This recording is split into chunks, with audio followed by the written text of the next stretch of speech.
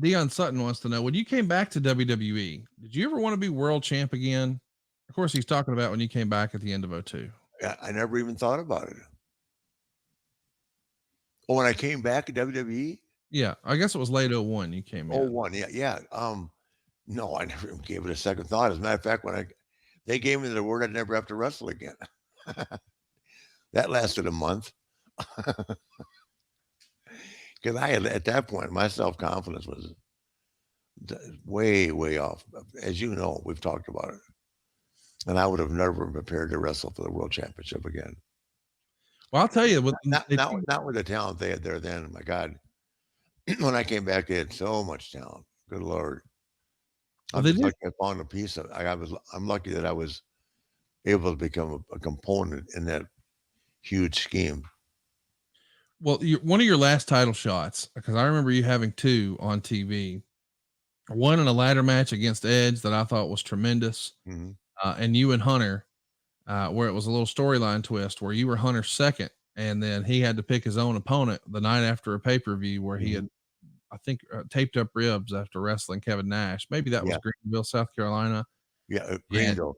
you Yeah, cut an incredible promo, and it was like your last title shot or so you was positioned. And man, yeah, those two in particular, the suspension of disbelief for me as a fan watching at home, it's like, oh my God, they're going to do it. They're going to give him one last run, and yeah. it didn't happen. But they were great matches, man.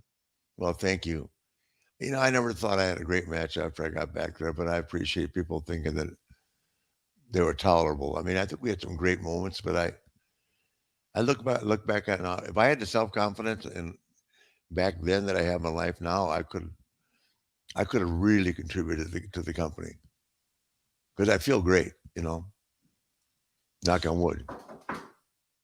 Christoph Hankerson wants to know, what was the craziest thing you did on the road while you were in Evolution?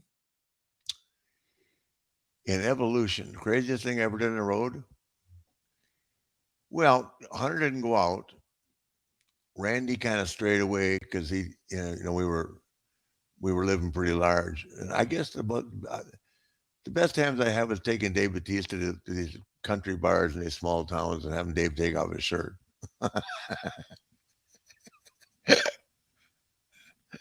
The girls like Dave. I love it. Hell, Hunter spent more money on food than I spent on booze. That's hilarious. You can't. You eat 6 New York strips a day at $30 a piece. That adds up. Josh Deek wants to know, which member of Evolution would have fit in the 86 Horsemen, and which member in their prime do you think would have fit in Evolution?